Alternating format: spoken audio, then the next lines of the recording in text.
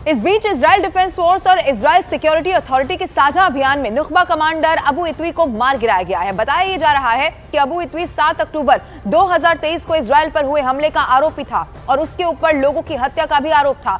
जानकारी यह भी मिली है कि अबू इतवी ने दक्षिण इजराइल के एक बॉम्ब शेल्टर में हमले की अगुवाई की थी। सिर्फ इतना ही नहीं है, अबू इतनी जो है वो इजराइल डिफेंस फोर्स के खिलाफ युद्ध की शुरुआत से अभी तक पूरी तरह से एक्टिव था और हमलों को अंजाम भी यही दे रहा था।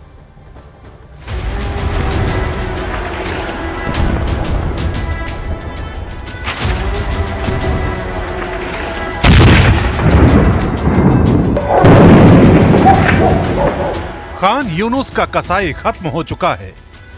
हमास ईंट दर ईंट बिखर चुका है, लेकिन फिर भी इजराइल का गुस्सा कम नहीं हुआ है। इजराइल अब तक 7 अक्टूबर 2023 की तारीख को नहीं भूल पाया है। इजरायली फोर्स अब भी 7 अक्टूबर के गुनहगारों को ढूंढ ढूंढ कर जहन्नुम पहुंचा रही है।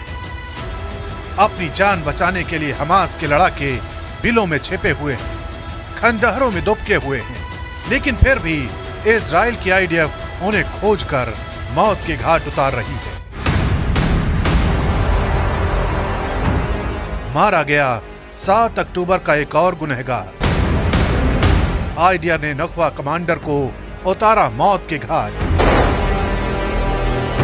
7 अक्टूबर के दिन कत्लेआम मचाने का आरोप। यह है इजराइल का वो मोस्ट वांटेड जिसकी तलाश इजरायली फोर्स को 7 अक्टूबर 2023 से ही थी। और अब साल भर से ज्यादा की जंग के बाद इजरायली फोर्स को बड़ी कामयाबी मिली है। इजराइल ने हमास के नुखबा फोर्स के कमांडर को मौत के घाट उतार दिया है। हमास के इस कमांडर का नाम अबू इतवी है। अबू इतवी हमास के सेंट्रल कैंप ब्रिगेड की अल बुरीज बटालियन में नुखबा कमांडर था और यह 7 अक्टूबर को दक्षिणी इजराइल पर हमले में शामिल था। खास बात यह कि हमास का यह कमांडर गाजा पट्टी में UNRWA के लिए भी काम करता था। मोहम्मद इतवी को जुलाई 2022 से UNRWA की तरफ से नियुक्त किया गया था। הערב אנחנו מאשרים כי בתקיפה משותפת של צה"ל ושב"כ חיסלנו אתמול את מחבל הנוח'בה שפיקד על הטבח במיגונית רעים, בה נרצחו וממנה נחטפו ישראלים, בהם נערות ונערים שהיו במסיבת הנובה. באופן ציני ואכזרי, הוא שימש גם כעובד אונר"א.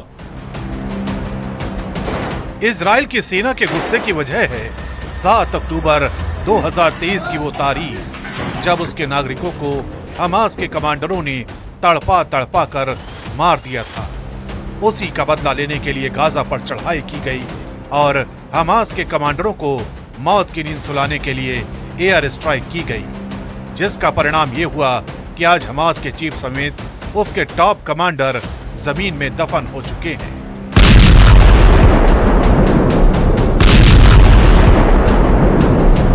इजराइल की सेना ने हमास चीफ याहिया सिनवार समेत उसके टॉप कमांडरों को ढेर कर दिया है। इजराइल की सेना के मुताबिक हमास के सारे कमांडर गाजा में अलग अलग जगहों पर छिपे थे। इन सब का खात्मा इजराइल की सेना ने अलग अलग हमलों में कर दिया। इसके साथ ही 31 जुलाई को इस्माइल हानिया की तेहरान यात्रा के दौरान हत्या कर दी गई, जबकि 1 अगस्त को हमास नेता मोहम्मद दईफ को मौत के घाट उतारने का दावा किया गया। मोहम्मद दईफ साल 2000 से ही इजराइल की सेना की हिट लिस्ट में था। इजराइल की सेना ने 30 सितंबर 2024 को हमास के नेता फतह शरीफ को खत्म करने का दावा किया। 2 जनवरी 2024 को ड्रोन हमले में हमास के डिप्टी चीफ सालेह अल अरौरी की मौत हुई, जबकि 10 मार्च को मध्य गाजा के नुसेरात में एक सुरंग में हमले के दौरान हमास के डिप्टी सैन्य कमांडर मारवान इस्सा को मारा गया। मारवान इस्सा मोहम्मद दईफ और सिनवार के साथ इजराइल के लिए मोस्ट वांटेड लिस्ट में था और इस्सा के साथ ही हमले में हमास का सीनियर कमांडर गाजी अबू तामा भी मारा गया। इससे पहले UNRWA ने बुधवार को कहा था कि सेंट्रल गाजा पट्टी में इजरायली हमले में उसके एक कर्मचारी की मौत हो गई है। UNRWA Gaza, West Bank, Jordan, Lebanon और सीरिया में लाखों फिलिस्तीनियों को शिक्षा और स्वास्थ्य संबंधी मदद मुहैया कराता है। इजराइल और UNRWA के संबंध वर्षों से तनावपूर्ण रहे हैं, लेकिन गाजा में जंग शुरू होने के बाद से संबंध तेजी से बिगड़े हैं और इसीलिए इजराइल बार बार UNRWA को भंग करने का आह्वान करता है। फिलहाल की स्थिति ये है कि इजराइल चारों तरफ से घिरा हुआ है, लेकिन वो लड़ रहा है और अपने दुश्मनों को माकूल जवाब दे रहा है।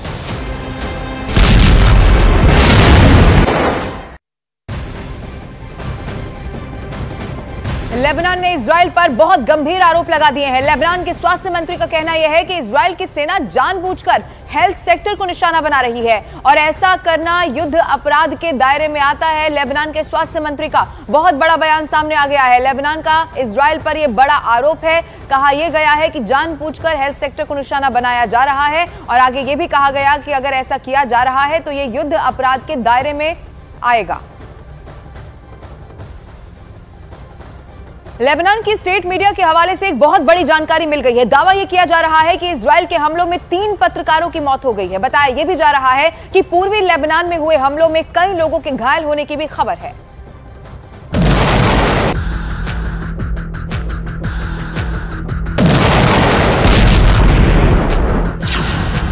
बेरूत में 3 पत्रकारों की मौत, IDF के हमले में गई पत्रकारों की जान, इजरायली एयर स्ट्राइक में हुई मौत। इस वीडियो को देखिए। दावा किया जा रहा है कि यह वीडियो पत्रकारों पर हुए हमले का है। बिल्डिंग टूट चुकी है, गाड़ियां धूल से भर चुकी हैं। लेबनान की सरकारी मीडिया का दावा है कि इजराइल के इस हमले में 3 पत्रकारों की मौत हो गई है। दावा यह है कि इजरायली सैन्य विमानों ने सीरियाई बॉर्डर के पास सुबह 3:30 बजे इस हमले को अंजाम दिया। लोकल मीडिया रिपोर्ट्स के मुताबिक हवाई हमला लेबनान की राजधानी से लगभग 50 किलोमीटर दूर दक्षिण में हसबाया के एक होटल में हुआ।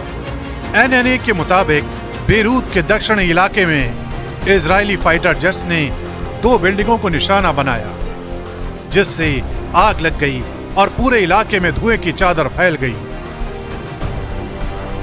गुरुवार को बेरूत के दक्षिण में इजराइल ने 12 स्ट्राइक की। जहां पर यह अटैक हुआ वहां न्यूज़ 18 इंडिया के रिपोर्टर रिफत अब्दुल्ला भी मौजूद थे। खुद सुनिए रिफत से हमले की कहानी। इस्राएली फोर्सेस के अटैक में 3 जर्नलिस्ट मारे गए और कई सारे जो हैं वो घायल हो गए हैं। ये हसबिया एरिया है जहां पे जर्नलिस्ट एक होटल में रुके हुए थे और होटल पर स्ट्राइक की गई और उसमें अभी तक जो रिपोर्ट्स आ रही हैं 3 जर्नलिस्ट की मौत हुई है। काफ़ी सारे लोग जो हैं वो घायल हुए हैं। अभी डिटेल्स आ रही हैं, लेकिन लगातार जो है एयर स्ट्राइक्स की जा रही है इसराइली फोर्सेस की तरफ से। हालांकि हिजबुल्लाह की तरफ से भी लगातार नॉर्थ इसराइल पर हमले किए जा रहे हैं। इजरायली सेना के अरबी भाषा के प्रवक्ता अविचाई अदराई ने एक पोस्ट में कहा, आप हिजबुल्लाह से संबंधित साइटों के पास स्थित हैं, जिन्हें इजरायली रक्षा बल आने वाले दिनों में निशाना बनाएंगे। सिर्फ यही नहीं, बेरूत में कई जगह इजरायली फोर्सेस की एयर स्ट्राइक का दावा किया जा रहा है। दावा यह भी है कि गुरुवार रात हुए हमले में करीब 30 लोगों की मौत हुई और करीब 60 लोग घायल हो गए। एयर स्ट्राइक 3 इमारतों को निशाना बनाकर की गई, लेकिन धमाका इतना जोरदार था कि करीब 15 बिल्डिंगों को नुकसान पहुंचा। इजराइल की एयर स्ट्राइक लेबनान के सबसे बड़े सरकारी अस्पताल रफीक हरारी के ठीक बाहर हुई, जिसकी वजह से अस्पताल को नुकसान पहुंचा। के रफीक हरारी हॉस्पिटल के बाहर जोरदार एयर स्ट्राइक्स हुई। इस्राएली फोर्सेस ने एयर स्ट्राइक्स की, 3 बिल्डिंग्स को तबाह कर दिया गया और उसकी वजह से इस हॉस्पिटल को भी नुकसान पहुंचा है। काफ़ी सारे कांच टूटे हैं और मैं दिखाने की कोशिश करूंगा कि किस तरीके का डैमेज यहां हॉस्पिटल को भी हुआ है। तो ये आप देख सकते हैं, ये हॉस्पिटल का जो एरिया है जो फेस कर रहा है उन बिल्डिंग्स को, तो ये आप देख सकते हैं कि हॉस्पिटल को भी यहाँ पे डैमेज हुआ है और हॉस्पिटल अथॉरिटीज़ यही कह रही हैं कि उनको लग रहा है कि कहीं हॉस्पिटल्स भी टारगेट ना हो। अब समझिए कि आखिर क्यों इजराइल ने पत्रकारों को निशाना बनाया। अल मायादीन बेरूत शहर में स्थित एक लेबनानी पैन अरब सैटेलाइट न्यूज चैनल है। इजराइल इसको हिजबुल्लाह का माउथपीस भी कहता है। पिछले साल से जारी युद्ध में अल मायादीन ने गाजा में जारी मानवीय संकट और इजराइल युद्ध अपराधों की रिपोर्टिंग की है, जिसके चलते इसके पत्रकार भी इजराइल के निशाने पर रहे हैं। 7 अक्टूबर के बाद से इजरायली हमलों में कम से कम 70 से ज्यादा जर्नलिस्ट मारे जा चुके हैं। यही नहीं, इजराइल ने अरब के 6 पत्रकारों को आतंकवादी भी घोषित किया है। इजराइल की ओर से दावा किया गया है कि डॉक्यूमेंट्स और दूसरे खुफिया सबूतों से पता चला है कि ये सभी फिलिस्तीनी लोग हैं। इनमें से 4 पर हमास से जुड़े होने का आरोप है, जबकि 2 के फिलिस्तीनी इस्लामिक जिहाद से जुड़ने के आरोप हैं।